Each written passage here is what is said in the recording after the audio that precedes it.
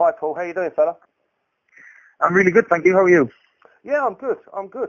There's been a lot of stuff happening since we last spoke. You know, Yep. when we did, you know, you said at the time that you wanted to make sure that you kicked off your Bolton tournament on the Friday. And, Yep. of course, in you went on the Friday. And then, blimey, what a hell of a Saturday. First up, Anderson.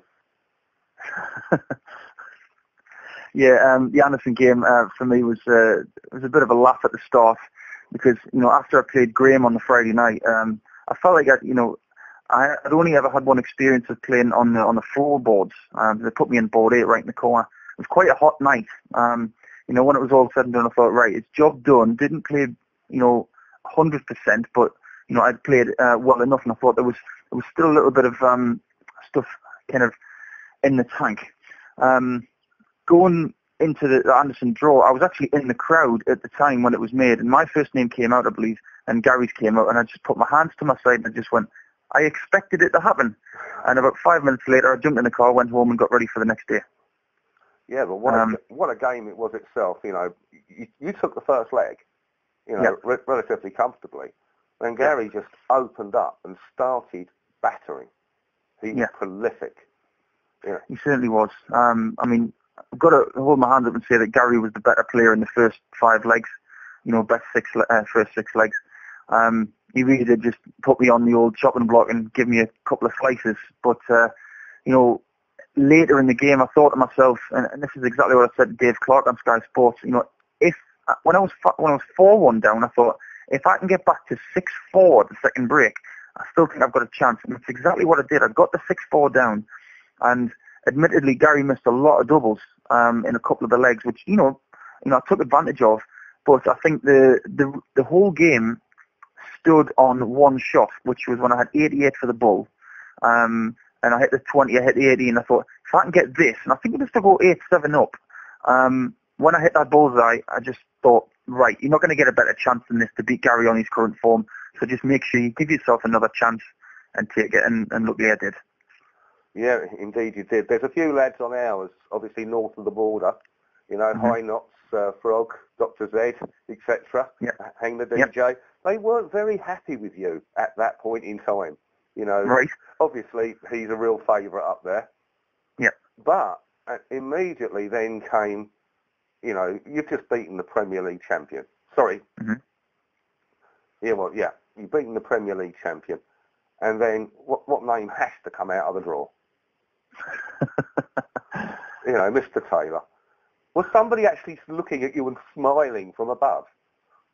I don't know what they were doing, but I think my entire life I've been throwing tests in front of me as if to say, like, let's see what you're made of. And I think that was just another day like that, to be honest. When I heard, I was actually sitting with Jason Payne from Modus and Will Lazar, who's my manager, and he said, the draw's out, you've got Taylor. And I thought he was joking. I said, are you serious? And he said, yeah, you've got Taylor. I said, okay. So, and then I actually went back to my chicken and potatoes and said, right, I've got to play Taylor. So simple as that. You know, at the time I was, you know, getting myself, you know, fueled right for another kick on stage, because I kind of thought after the Anderson game they might give me stage 1 again. So I thought, you know, you've got to have some high energy food.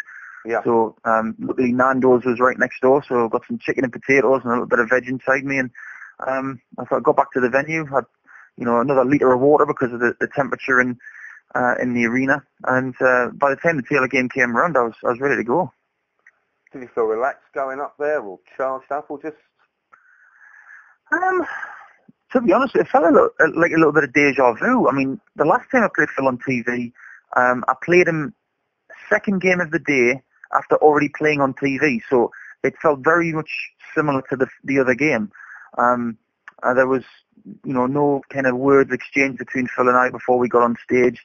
You know, I just got up there and I stuck to my guns as to, you know, how I prepare against someone like Phil. And, you know, that was a kind of a role reversal in that game, to be honest, because I actually took the initiative as opposed to when Gary took it against me in the previous game.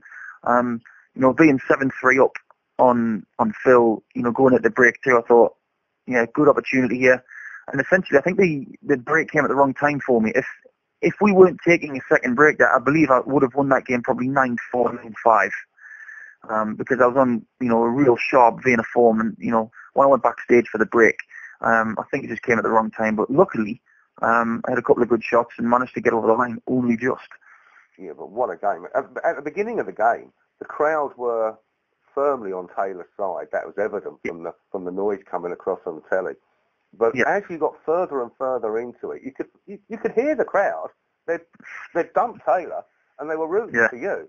But then when it came to that final leg, that must have been, well, it's quite an achievement. Everything hinging on one leg, and you played pretty much a perfect leg with the throw. Yep. Going into that last leg, I actually had a little bit of a chuckle to myself. I don't know whether I was looking at the camera or not, but I thought to myself, God, you don't have to put yourself in some situations, Nicholson. I never do anything the easy way, and my good friend from Northumberland, Gordon Dobie, he always likes to say, if you put yourself in that position, just think to yourself that you're making it exciting and just still win the game. Phil didn't start the leg too brilliantly. I started it a little bit, off keel. I think it had a steady 60, but the 180 in the last leg, I gave so much emphasis on that last start. I really did give it a push with my shoulder to make sure it hit with the final dart. I thought that's probably the best 180 I've ever hit, because it gave me the darts and it gave me the opportunity to go ahead and win the leg. And I've got to be honest, the entire game, I just enjoyed it. I really do. I mean, those atmospheres, playing against the big players, some people get a little bit frightened, when they get in that situation. I just thrive on it. I came into this game as a professional to play in these situations. And the more times you play in them, the more comfortable you are. And ultimately, if you keep winning, you're going to keep enjoying it. Absolutely. Absolutely. And then, the draw again. Yeah. Somebody really did smile that day, didn't they? And they said, right, you've done Gando, you've done Taylor, who else have we got? Oh, we got Wadey. Yeah. Let's throw him at you. Do you feel, your luck is absolutely poxed at, at that point? When I got James, I think the first thing that went through my mind was I've only ever played him on TV once before, and that was at the quarterfinals of the Worlds when I was first there. And it was at the quarterfinal stage. To be honest with you, there was probably a big similarity between the two games. One thing I'm tending to do, over the course of this year is I'm learning a lot about, what I can handle. I went into that game on the Sunday, I was pretty jaded. I have to admit that. I was going to ask about that because, it was a very long Saturday, and you must have been running on adrenaline most of the evening afterwards. Yeah. How did you rest Saturday night going into the Sunday morning? To be honest with you, I actually did not rest that well. When I came home, I was very, very tired. But I think it was one of those periods in time where you're overtired, and I was too busy, thinking about things. That, I put my relaxing music on my iPod when I got home, and I just relaxed. But I didn't get a full night's sleep. I was kind of getting to sleep for about an hour and a half here, then waking up and then getting back to sleep. So when I woke up in the morning to actually get ready for the Sunday, I didn't feel 100%. But I thought, I'll have a good-sized breakfast and, drink plenty of water and stuff. And by the time the game came around, I was feeling a lot better. But I didn't feel 100%. I just felt like, if I'm going to get through James, I'm going to have to do it in a very, very gritty way. I don't think I was ever going to play my best game in that particular match. I only showed my real true form in the middle a little bit, and I was quite proud of myself on how I stuck on James's heels, because in one part of the game I really felt he could have run me over, but I stuck with him, and if it wasn't for a couple of missed doubles, I may have just got past him, and I felt like if I had got past him, I may have had that other kick of adrenaline to go in to play Mark and prospectively Wes, and potentially have done a little bit better. But at the same time, I accomplished a lot of goals in Bolton. You didn't get fined? That was the biggest thing for me. 3 years at Bolton, twice I've been fined. This year I came out with my head held high, with a lot of positive things that have happened and a lot of confidence. And I thought to myself, this tournament is one of the hardest ones to win, and I believe in gradual progression. And this year at Bolton, there was nothing but that. You know, I've got further than I have before. I've made it to the Sunday, which was my initial goal. I've come out with a clean slate, no DRA letters on the doorstep on the following Monday.